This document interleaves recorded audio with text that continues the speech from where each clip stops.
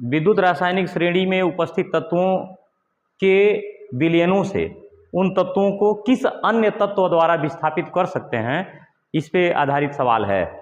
जैसे मान लो हम कोई विलयन ले रहे हैं, पहला विलयन ले रहे हैं ZnSO4 का, और ZnSO4 के विलयन को Na से या और कोई पदार्थ लेते हैं, Li से ले लेते हैं।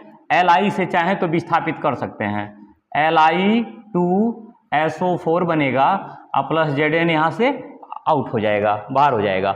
क्यों ऐसा होगा? तो जैसे पहले हम इसको दो छोटे खंडों में बांट दें, Zn यहाँ है ना, इस सल्फेट की वजह से 2 प्लस बनेगा, और जब इसको हम जिस Zn में चेंज करना चाहेंगे तो यह 2 इलेक्ट्रॉन अपना लेना चाहेगा, और जब लेगा तो क्या करेगा? ग्रहण करेगा। ग्रहण की क्रिया कब होती है? अपचयन में होती है। अपचयन में हुआ और ये बना लिया Zn। क्लियर हो गया ना? क्योंकि हमको अभी से Li से इसकी तुलना करनी है, ध्यान से देख लेना। Li पहले ही से क्या है? तत्व है, परमाणु के रूप में है, ट्वाइस करेंगे तो संतुलित हो जाएगा। तो इसको हमने लिया Li और 2 करके उधर जब पहुंचे हैं तो 2Li प्लस बन गया है। Li प्लस अर्थात यहाँ 2 इलेक्ट्रॉन परित्याग हो रहा है, हो रहा है ना, परित्याग। यहाँ परित्याग हुआ तो क्रिया कौन सी हो गई? ऑक्सीकरण की हुई ना। और इसमें यह बताना पड़ेगा कि आखिर ऐसा हुआ क्यों, ये जो हो रहा है ये क्यों हुआ। इसलिए कि विद्युत रासायनिक श्रेणी में Li सबसे पहला सदस्य है। विद्युत रासायनिक श्रेणी में Li सबसे पहला तत्व है जिसकी क्रियाशीलता पूरे श्रेणी के सदस्यों से सबसे अधिक होती है। अर्थात Li किसी भी विलयन के धातु को विस्थापित कर सकता है, खाली Zn को नहीं। Li के नीचे जितना भी विलयन बनेगा उस सारे विलयनों से उनके धातुओं को हटा सकता है, निकाल सकता है। क्लियर हो गया? बात समझ में आया? तो यहाँ कहना है, कैसे कहोगे? क्योंकि Li विद्युत रासायनिक श्रेणी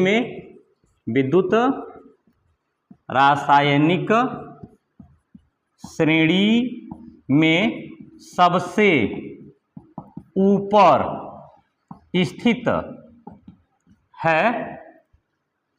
इसकी क्रियाशीलता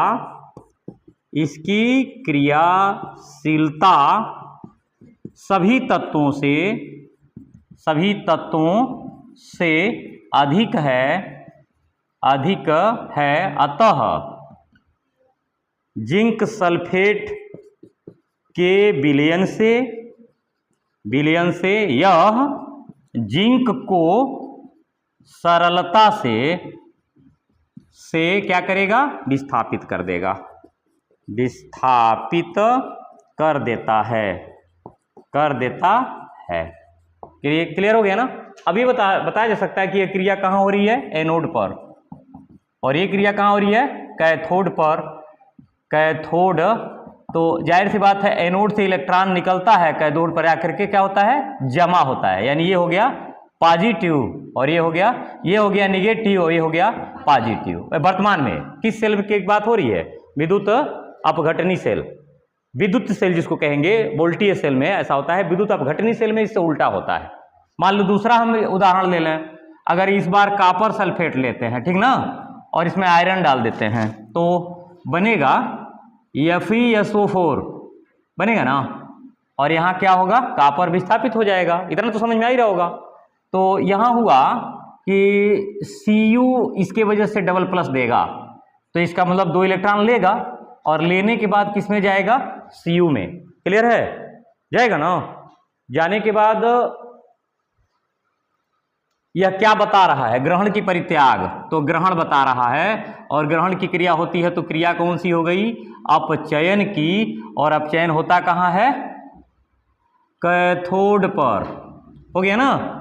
वोल्टीय सेल में कैथोड इंपॉर्टेंट नहीं है, वोल्टीय सेल में कैथोड को इंपॉर्टेंस नहीं दिया गया है। किसको ज्यादा दिया गया है? एनोड को। आई बात समझ में? क्यों ऐसा हुआ है? क्योंकि इलेक्ट्रॉन वही सिरे से दूसरे सिरे पर जाता है, जबकि मानक जो बनाएंगे ना, ये मानक यहीं से बनता है। तो फर्स्ट स्टेप ये हो गया। सेकेंड स्टेप में क्या होगा? Fe चूंकि इस समय धातु तत्व के रूप में है तो जब यह यहाँ पहुँचेगा तो यह फिर डबल प्लस बनाएगा और डबल प्लस बनाएगा तो यहाँ हमको 2 इलेक्ट्रॉन लिखना है। क्रिया हो गई परित्याग की, और परित्याग जब होगा तो क्या होगा, ऑक्सीकरण। क्लियर हो गया है मुझे जहाँ तक पता है। और ये क्रिया हो रही है एनोड पर, जो कि विपरीत चिन्ह शो करता है, इसे माइनस और उसे प्लस कहते हैं। फिर वही बात कहेंगे, क्योंकि विद्युत रासायनिक श्रेणी में कापर के ऊपर आयरन का स्थान होता है, इसलिए उसकी सक्रियता कापर से अधिक है, इसलिए कापर को कापर सल्फेट के विलयन से आयरन आसानी से विस्थापित कर देता है। समझ में आया है? लिखने की जरूरत नहीं है। अब तो तुम जब ये बता दिए तो उसके बाद तुमको यही बताना है कि वह विद्युत रासायनिक श्रेणी में स्थान कहाँ उसका है। तीसरा रिएक्शन हमारा एक और है, जैसे 2 चीज एक साथ दे रहा है। कह रहा है कि कापर सल्फेट के विलयन से जिंक कापर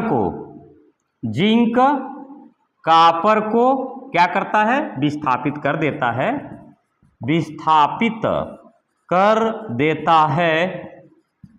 लेकिन Ag क्यों नहीं विस्थापित करता है? यही प्रश्न है ना, ये क्वेश्चन हमारा हो गया। इस क्वेश्चन का जो मैं सॉल्यूशन लूंगा वह सॉल्यूशन होगा कि पहले रिएक्शन शो करेगा, कापर सल्फेट विलयन react with Zn gives out ZnSO4 plus क्या होगा, Cu। हो गया ना हमारा फर्स्ट स्टेप। दिख नहीं रहा होगा तुम लोगों को, थोड़ा सा इधर हो जाओ। फर्स्ट स्टेप में हमारा क्या है, Cu double plus plus 2 electron change into Cu, and second step Zn element के रूप में है जिसका ऊपर कोई ऑक्सीकरण संख्या नहीं है, लेकिन जब दूसरी तरफ जाएगा विलयन में तो Zn पे डबल प्लस बनेगा और ये 2 इलेक्ट्रॉन परित्याग करेगा। ये हो गया परित्याग, ये हो गया ग्रहण। तो क्रिया यहाँ हो गई अपचयन की और यहाँ हो गया ऑक्सीकरण। यानी क्रिया ऑक्सीकरण जहाँ होगा वो ज़्यादा सक्रिय होगा, इसलिए वो जो सक्रिय तत्व विलयन के तत्व को या धातु को विस्थापित कर देगा और अपने स्वयं विलयन में सम्मिलित हो जाएगा। क्लियर हो गया? ये इसमें कुछ डाउट लग रहा है क्या किसी को? अब तो हमको लग रहा है समझ में आ गया होगा। कहेंगे तो आपने ये भी कहा है ना कि Ag क्यों नहीं। अब यह कहना है कि विद्युत रासायनिक श्रेणी में कापर के नीचे Ag का स्थान है, जो अगर विलयन की स्थिति में आवे तो Ag कापर की तुलना में अपचयन की क्रिया करेगा और कापर ऑक्सीकरण की क्रिया करेगा, इसलिए कापर अधिक सक्रिय होगा और सिल्वर कम सक्रिय होगा, इसलिए सिल्वर कापर के विलयन से कापर को विस्थापित नहीं कर पाएगा, है ना। जो सेट नहीं हो पाएगा तो नहीं कह पाएंगे, सेट हो जाएगा तो कह लेंगे। यहाँ टोटल सेट करने के ऊपर डिपेंड कर रहा है। हमारी बातें प्रभावी अगर तब हो निकल पाएंगी जब हम उस विद्युत रासायनिक श्रेणी के एक एक स्टेप को याद किए रहेंगे। अब याद करने का तरीका तो मैंने तुम लोग बता ही दिया है कि कविता याद कर जाओ। सच में मैं कह रहा हूँ, उस कविता में तुम कहे हो ना कि लीना के बाबा सरकारी, कार नहीं मांगे अलमारी। लीना के बाबा सरकारी कार नहीं मांगे अलमारी, मान जान के फिर कडारी। हो गया। और कोई निशा संग पबहारी, कपूर हाजी पंडित अवतारी। याद करो, जब याद हो जाएगा तो अब हम तो एक शब्द में तुमको पूरा दे दिए हैं कि कपूर, HG AG हाजी, PT पंडित अवतारी। यह 5 जो हैं जो क्रिया नहीं करते, सक्रिय नहीं होते, बहुत कम सक्रियता इनकी होती है। चेक कर लो, कपूर हाजी पंडित अवतारी हाइड्रोजन गैस के नीचे स्थान इनका है, इसलिए यह अधिक सक्रिय नहीं होंगे। और यह हाइड्रोजन गैस के ऊपर जितना तत्व है उन तत्वों की तुलना में क्या करेंगे, यह अपचयन की क्रिया करेंगे। और हाइड्रोजन गैस के ऊपर के लेवल के जितने हैं वो सब के सब ऑक्सीकरण की क्रिया संपन्न करेंगे। तो जिसमें ऑक्सीकरण की क्रिया संपन्न होगी वह ज़्यादा सक्रिय होगा और जिसमें अपचयन की क्रिया संपन्न होगी वो कम सक्रिय होगा। जाहिर सी बात है, जो कम ऑक्सीकरण करेगा वह ज़्यादा अपचायक होगा, और जो कम ऑक्सीकरण करेगा, जो कम अपचयन करेगा वो ज़्यादा ऑक्सीकारक होगा। ये उल्टा होता है इसमें। जिसमें ऑक्सीकरण की क्रिया ज्यादा होगी वह अपचायक बड़ा होगा, और जिसमें अपचयन की क्रिया ज्यादा होगी वह ऑक्सीकारक बड़ा होगा। अर्थात कपूर हाजी पंडित अवतारी जितने 5 हैं ये पांचों के पांचों प्रबल माने ज्यादा बड़े आक्सीकारक हैं क्योंकि इसके अंदर अपचयन की क्रिया तुलना में अपचयन की क्रिया हो रही है। क्लियर हो गया? अब तो अब हमको लग रहा है अभी तुम लोग के दिमाग में वो सेट नहीं हो पाया कि लीना के बाबा सरकारी कार नहीं मांगे, अलमारी मान जान के फेर कडारी और कोई निशा संग पबहारी, कपूर हाजी पंडित अवतारी। याद कर लो, ये तुम्हारे काम आ जाएगा। और उसको सेट कर लो किस तत्व के लिए कौन सा शब्द दिया जा रहा है। क्लियर? तो इसमें अब कोई डाउट हमको नहीं लग रहा है कि होगा। अब इसके बाद तुम इसके सक्रियता क्रम में व्यवस्थित करो, विस्थापन के क्रम में व्यवस्थित करो, ये तुम उसको कर सकते हो। क्लियर? अभी इसमें कोई किसी को थोड़ा बहुत डाउट होगा तो वो बता सकता है, ठीक ना? हिसाब से हम लोग क्या कहना चाह रहा है? कहा है कि Zn H2SO4 के विलयन से H2 को विस्थापित कर देता है। क्यों? जबकि कॉपर नहीं कर पाता तो फिर वही स्टेप देना है। क्योंकि Zn से देख रहे हो ना, Zn की तरफ आए हो, यहाँ हो जाएगा Zn से Zn डबल प्लस, मतलब +2 इलेक्ट्रॉन। ओके, इसमें क्रिया हो गई परित्याग की। परित्याग क्रिया अगर परित्याग की हो रही है तो हुआ ऑक्सीकरण, और ऑक्सीकरण हुआ कहाँ? एनोड पर हुआ ना। अब हमको दूसरा कोई तत्व तो यहाँ है नहीं, तो हाइड्रोजन का विस्थापन दिखाना, हाइड्रोजन हम लेंगे तो यहाँ हाइड्रोजन को 2H आयन शो करेंगे तो इसमें 2 इलेक्ट्रॉन क्या होगा? ग्रहण होगा। और ये अगर ग्रहण होगा तो बनाएगा H2, और क्रिया कौन सी हो गई? अपचयन की। और अपचयन कहाँ होगा? कैथोड पर। क्लियर हो गया ना? कैथोड पर हो रहा है। ओके, तो इसका यह मतलब हुआ कि ऑक्सीकरण की क्रिया जहां होती है वो ज्यादा सक्रिय होता है, अर्थात अपचयन वाले को तेजी से विस्थापित कर सकता है। इस लिहाज से इस तरीके से Zn H2 को विस्थापित कर पाने में सक्षम है। क्लियर ना? लेकिन कॉपर को इसकी तुलना करो, क्योंकि कॉपर का स्थान क्या हुआ?